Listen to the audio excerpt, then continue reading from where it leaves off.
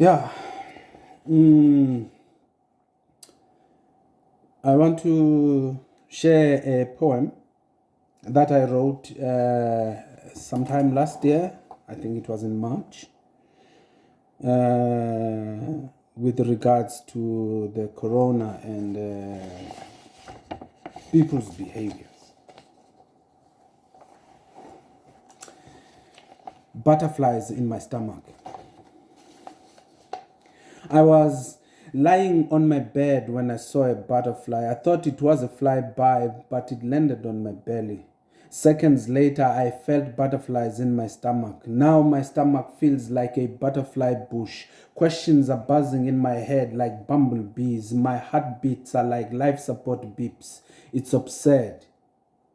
I hope this is not a setup. Otherwise, I'm gonna be upset. I can't believe it.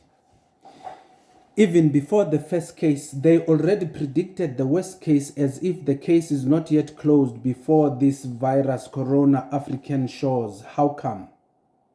You better be aware and beware. You better be ready for the outcomes. Little by little, they will come out.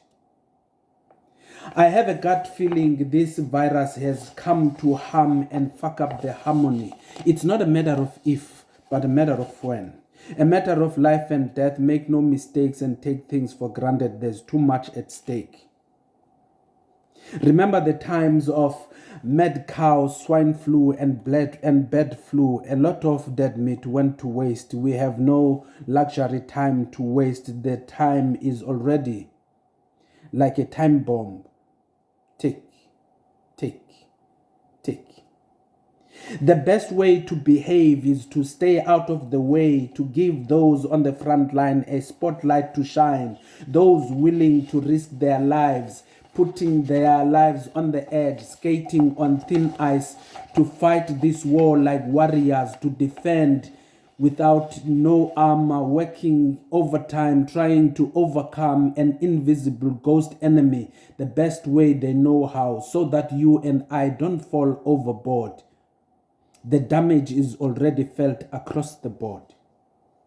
We need no Queen Victoria to be victorious, just a great support from every one of us. To build a community, we need unity and clearer communication. Means better understanding and commitment to public health. I'm afraid selfishness won't bring us victory. Our history will remain a shit story. Our countries will remain shitholes. This shit is not only a Chinese soup. Someone is trumping verbal diarrhea. Toilet paper sales on the rise. We are now floating down shit river. Believe me, the moral of his story is switching off the alarm. Erasing red flags is like removing the red light on the traffic lights on the busy traffic intersection. Then everyone only sees amber and green. Sometimes doubt feels like an activated grenade on your hand. Ignorance is like playing a Russian roulette. I'm old enough to know that too much freedom is like a drunk driver. It will drive you crazy. Then you end up confused like Shakespeare. To be or not to be becomes a stupid question. I'm nervous. My nerves are like broken guitar strings, coiling around like bed springs. When the springs break, the creaking sound gets uncomfortable like world superpowers on the fall. Too much tension, I can't breathe. I know you don't want to invite Africa to coronavirus disease buffet. Africa is still toothpicking. Ebola is still stuck between her teeth, giving her a bad breath. Her taste buds are still AIDS bitter. You can call that aftertaste.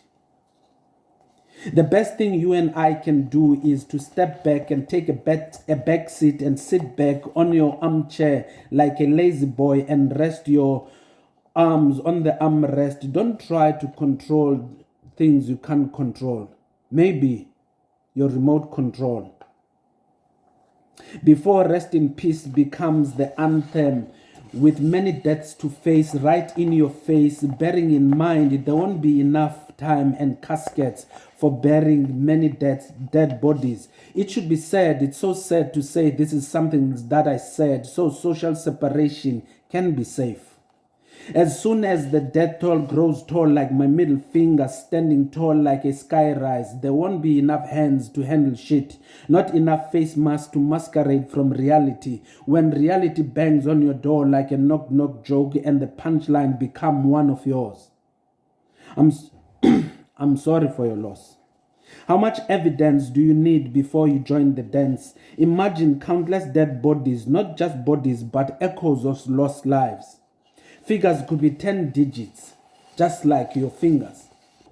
A little patience means fewer patients. Your hospitality means hospital capacity to help those who need most. Not only corona patients, but those lying on the bed adjacent, a possibility to buy time, to be efficient.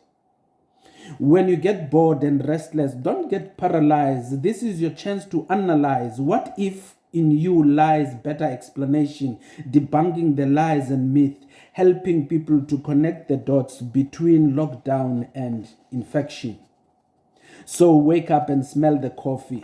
If you don't want to play part in infection, please cover your mouth when you're coughing before regrets turned into coffins.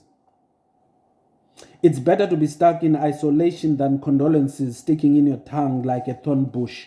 Don't take it personal. Separation is not discrimination. A little distance means taking a stance before the butterflies on my stomach transform into green flies, laying eggs on a fruit plate, and your pillowcase turns into a swamp collecting tears of sorrow. P.S. Lockdown means lockdown for everyone. Can someone please stop Bill before he gets through the gates? I can smell disaster from his breath, smelling like whitewashed lies and sympathy written in fine print. Charity begins at home.